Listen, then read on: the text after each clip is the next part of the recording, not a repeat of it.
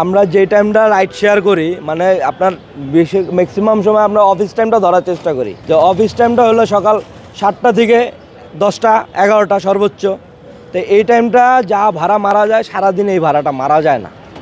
তো এই সময়টাই যখন আমরা সিরিয়ালে পড়ে থাকি, যেমন আমরা আজকে সকাল 7টার সময় আসছি, এখন অলরেডি 3:35 বাজে। তো এই 3:35 বাজে আমি এখন পর্যন্ত তেল পাম্পের মুখ দেখি নাই, এখনও পর্যন্ত তেল পাম্পের মুখ দেখি নাই। তার মানে আজকে আর আমার ভাড়া মারা হচ্ছে না। 7-8 ঘন্টা হয়ে গেছে অলরেডি 8.5 ঘন্টা হয়ে যায়, অলরেডি 8.5 ঘন্টা হয়ে গেছে। তো এই 8.5 ঘন্টা যদি একটা দিনের 8.5 ঘন্টায় চলে যায়, তাহলে বাকি সময়টা আর কখন? নাইটে তো আর কেউ করে না। আর নাইট করা তো আপনি সারাদিন রোদের মধ্যে পুইরা আবার নাইট করার মতন শরীরে তো এনার্জি থাকতে হবে, সেই এনার্জি তো আর কুলায় না। যেমন এই 8 ঘন্টা সময় সেই বাংলা মোটর 4 রাস্তা থেকে গাড়ি ঠেলা পরিবার দিয়ে ঘুরায় ঘুরায় গাড়ি এই পর্যন্ত নিয়ে আসলাম এই 8 ঘন্টায়। খাওয়া দাওয়া, এই চাচা আমি পানি আনতেছি, চাচা পেয়ারা কিনতেছে, এই চাচা একটা কিছু কিনতেছে, আমি একটা কিছু কিনতেছি, এই মনে করেন মিলামিশা খাচ্ছি। কিন্তু প্রপারভাবে আমরা যে দুপুরে লাঞ্চ করবো, এই লাঞ্চ করার আর হচ্ছে না। কারণ যদি আমরা লাঞ্চ করতে, এখানে একটা হোটেলে লাঞ্চ করতে গেলে একটা লোকের মিনিমাম 2 থেকে 300 টাকা লাগবে। তাই 2 থেকে 300 টাকা লাগবে, আমার তো আজকে 50 টাকাও ইনকাম নাই। আমার তো আজকে 50 টাকা ইনকাম নেই। এই যে আমরা যা খরচ করলাম বা এখন পর্যন্ত তেল যা নিব, গত এক সপ্তাহ এই 5-6 দিনে যা কামাইছি, এর থেকে 200 টাকা 100 টাকা করে সরায় রাখা এই আজকে 1000 টাকা তেল নিতে আসছি। এখন 1000 টাকা তেল নিতে আসছি, তার মানে 100 টাকা আমি বাড়তি নিয়ে আসছি, যে এই 100 টাকা আমার রোড খরচ চলে যাবে। এখন যদি আমি লাঞ্চ করতে যাই, তাহলে আমার তেল নিতে হবে 600 টাকা, বাকি 400-500 টাকা আমার যাবে লাঞ্চে। কারণ এদিকে একটা লাঞ্চের করতে গেলে, এদিকে একটা হোটেলে লাঞ্চ করতে গেলে মিনিমাম 2 থেকে 300 টাকা লাগে। আর 2 থেকে 300 টাকা আপনার লাঞ্চ, শুধু লাঞ্চ তো আর করবেন না। হ্যাঁ, তেল নিতে আসলে তো এরকম হবেই।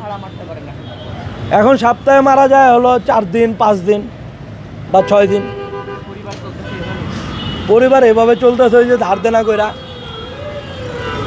দেনা করে চলতেছে, বাকির দোকানে বাকি বাজায় তারপর চলতেছে। আজকে বাকি নিলে কালকে দিচ্ছি কিছু, তারপরে দিন দিচ্ছি কিছু, এইভাবে বাকি নিয়ে চলতেছি, এইভাবে চলাচ্ছি। আর কি করা আছে ভাই? আমাদের দাবি আর কি হবে, এই যে তেলের যে সিরিয়ালটা, এখানে অনেকেই অসৎ ব্যবসায়ী আছে যে এখান থেকে তেল নেওয়া, ফুল ট্যাঙ্কি তেল নিচ্ছে, আবার ওই পারে যায় আড়ালে যায় তেল নামায় কেউ 250 টাকা লিটার বেচছে, কেউ 300 টাকা লিটার বিক্রি করতেছে।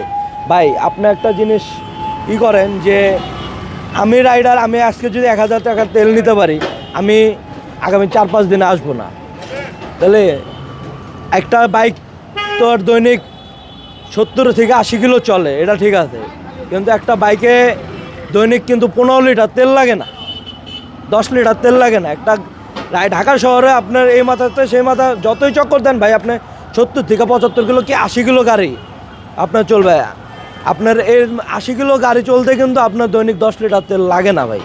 তাহলে এই অসৎ ব্যবসায়ী যারা, তারা 10 লিটার তেল যে দৈনিক নিচ্ছে, তারা এই দৈনিক তেল নিয়ে কি খাচ্ছে? তারা কি দৈনিক এই তেলটা নিয়ে খাচ্ছে? তারা তো খাচ্ছে না, এই তেলটা তারা বিক্রি করতেছে।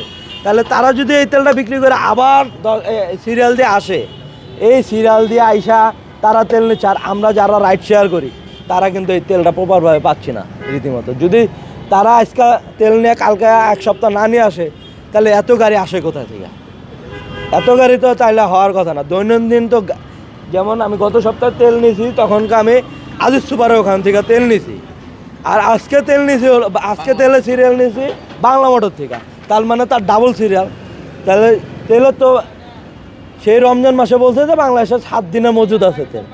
জ্বালানি মন্ত্রী বললো যে বাংলাদেশে তেল আছে 7 দিনের কি 10 দিনের তেল মজুদ আছে।